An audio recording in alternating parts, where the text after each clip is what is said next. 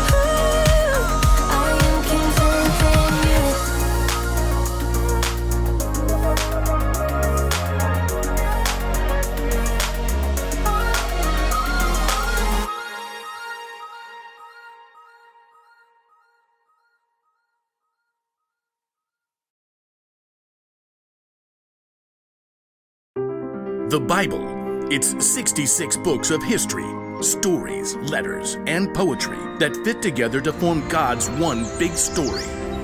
The epic adventure of how He created us and loves us so much that He made a way to rescue us.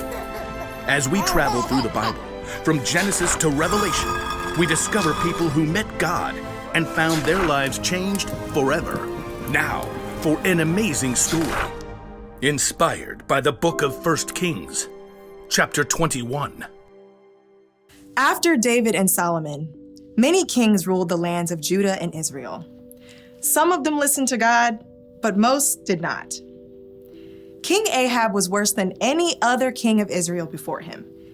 He only thought of himself and did exactly as he wanted to do. Do exactly as I want. Yes, Your Highness. What do you want? 4 calling birds, 3 French hens, 2 turtle doves, and 1... Oh, it escapes me. Just bring me some pears flambé. No one ever said no to King Ahab, not even his wife, Queen Jezebel. Am I the most fabulous king to ever rule this land? Yes, of course, because you have me. King Ahab was certain he had everything he could ever want. That is, until he took a drive into the neighboring town of Jezreel. Ooh, just look at that lovely vineyard. It is perfection. Stop at once! King Ahab examined the green leafy vines and the heavy bunches of grapes. What fantastic fruit! The soil must be excellent. You, over there! Who? Me? Who, me, your majesty? Who, me, your majesty? Of course, you. Do you own this fine vineyard? I do, your majesty. Excellent. You must sell it to me at once, and I shall turn it into a vegetable garden. No, Excuse me? your majesty. I'll pay good money. I'll trade you a better vineyard. I said no, your majesty. May the Lord keep me from giving you the land my family handed down to me. You... what? No.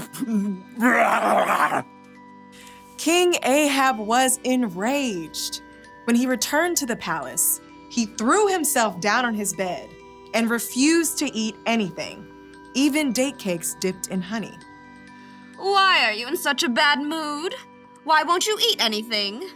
Naboth won't give me his vineyard. Oh, snap out of it. You're the king. I'll get you that vineyard. Queen Jezebel was just as bad as her husband, or maybe worse. She wrote a letter to the leaders of Naboth's town. Here is your mission, which you must accept. Number 1, announce a special day and give Naboth an important seat. 2, have 2 bad guys sit across from Naboth and claim that he cursed God and the king. 3, drag Naboth out of the city and throw stones at him until he dies. That should clear. Queen Jezebel sent her message, and the leaders of Naboth's town followed it to the letter. Tell the queen, mission accomplished. Queen Jezebel was delighted by this terrible news and immediately went to find King Ahab. Oh, woe is me. Naboth won't give me... Get up! Take over Naboth's vineyard. He's dead. What? Mine! All mine! King Ahab ordered his chariot and set off at once for Jezreel. We'll rip out these annoying vines, plant peas, parsnips, potatoes. But even as Ahab garden partied, God spoke to the prophet Elijah. Go down to see Ahab. You will find him in Naboth's vineyard. Ahab has gone there to take it over. God gave Elijah a special message for the king. Elijah had faced Ahab before and knew the king would not be pleased to see him. Okay, here goes. Elijah traveled to Jezreel and found Ahab in the vineyard. Pull out that row of vines. Dig up the soil. King Ahab. The king turned. His eyes narrowed as he spied Elijah. My enemy, you found me. The Lord says, haven't you murdered a man? Haven't you taken his property?